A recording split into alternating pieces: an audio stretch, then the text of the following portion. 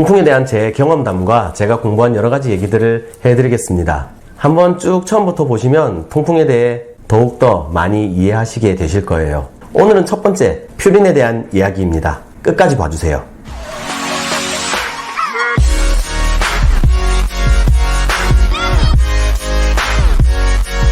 안녕하세요. 지니어스 강입니다. 통풍. 한번 그 발작을 경험해보면 다시는 아프기 싫은 병입니다.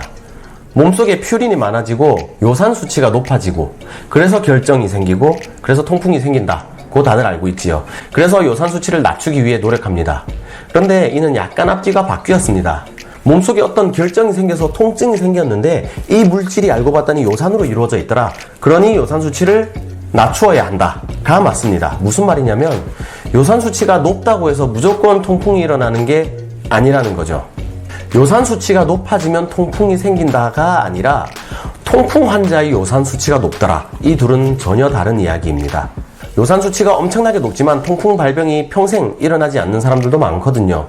물론 이분들 고요산 혈증 환자라고 해서 따로 분류하기도 하지만 이 고요산이, 그러니까 요산 수치가 높은 것이 신장에 무리를 조금 주기도 하고 문제가 생길 수는 있지만 일단 그 자체가 통풍은 아닙니다. 그럼 이렇게 고요산 혈증일 때, 요산 수치가 높아져 있을 때 결정을 만드는 트리거가 무엇이냐는 아직까지는 정확하게 알 수 없습니다. 하지만 제 블로그에서 많은 분들이 발작 전날 충격이 있었다고 했습니다. 저도 통풍 발작이 있기 전날 뻐근한 느낌에 강하게 발을 마사지를 했었거든요. 확실치는 않지만 이런 것이라고 생각합니다. 이 손난로는 아세트산 나트륨의 과포화 용액입니다. 보통 체온에서 요산 수치가 6.9mg/dl를 초과하면 과포화 상태가 됩니다. 결정이 생기기에 충분한 정도의 농도가 된다는 거죠. 이 상태에서 외부의 충격 혹은 내부의 충격이 가해지면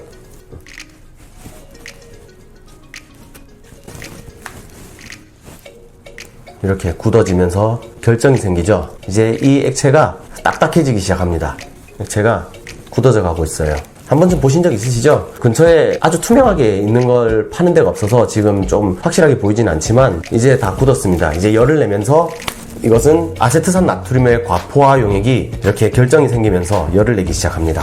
이런 원리로 우리 몸속에서 요산 수치가 높은 상태에서 외부의 충격 혹은 내부의 충격이 가해졌을 때 결정이 만들어지는 것이 아닌가 추측합니다. 이 부분 잠시 뒤로 하고 그럼 퓨린이 뭔가를 알아봅시다.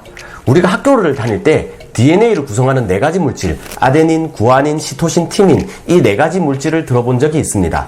이 중 아데닌과 구아닌이 퓨린계의 염기로 퓨린이라는 물질을 함유하고 있습니다. 아하, DNA 안에 퓨린이 있군요. 그런데 항상 DNA를 이중 나선 모습을 본 적은 있지만 굉장히 모호합니다. 그래서 DNA가 어디 들어있나? DNA는 세포의 핵 속에 들어가 있습니다. 모든 세포 속에 핵이 있고 핵 속에 DNA가 있습니다. 물론 이 핵 밖의 세포질에도 DNA와 비슷한 물질 혹은 DNA 일부들이 돌아다니고 있기는 하지만 일단 그런 부분들은 냅두고, 그렇다면 어쨌든 우리가 세포를 섭취하면 핵을 먹고, 그러면 핵을 먹으면 그 안에 있는 DNA를 먹으니 퓨린을 먹게 되는 거군요. 알겠습니다. 그렇다면 세포는 뭐가 세포일까요?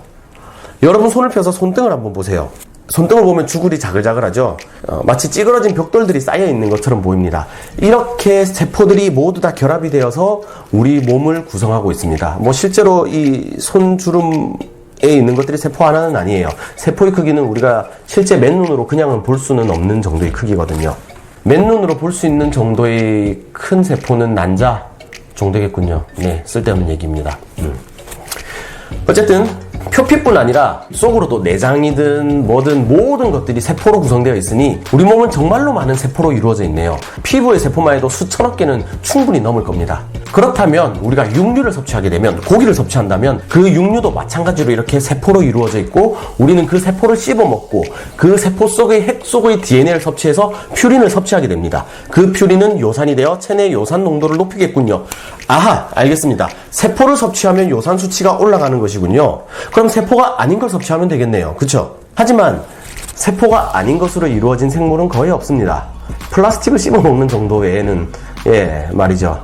식물도 식물세포로 이루어져 있고 심지어 세균이나 바이러스조차 DNA와 RNA를 가지고 있기에 퓨린을 섭취하지 않고 우리가 에너지를 얻는 방법은 거의 불가능에 가깝습니다. 퓨린을 섭취하지 않고는 우리가 생존할 수가 없어요. 그렇다면 어떻게 해야 하나? 통풍에 좋은 음식, 나쁜 음식을 구별하는 방법은 우리가 상식적으로 알고 있던 몸에 좋은 음식, 나쁜 음식을 구별하는 방법과는 많이 달라서 다른 편에서 자세히 다루기로 하고요. 어떻게 해야 할지 결론부터 이야기하자면 과식을 하지 말고 소식을 하자입니다. 어떤 음식이든 과식을 하면 더 많은 세포를 섭취하고 더 많은 퓨린을 받아들이게 됩니다. 결과적으로 요산 농도가 증가하게 되죠. 우리가 흔히 이런 음식들은 통풍에 안전합니다 라고 있는 음식들도 많이 섭취하면 마찬가지로 요산 수치를 높이는 데 일조하게 됩니다. 그러니 한 번에 섭취하는 식사량을 줄이는 게 좋겠습니다.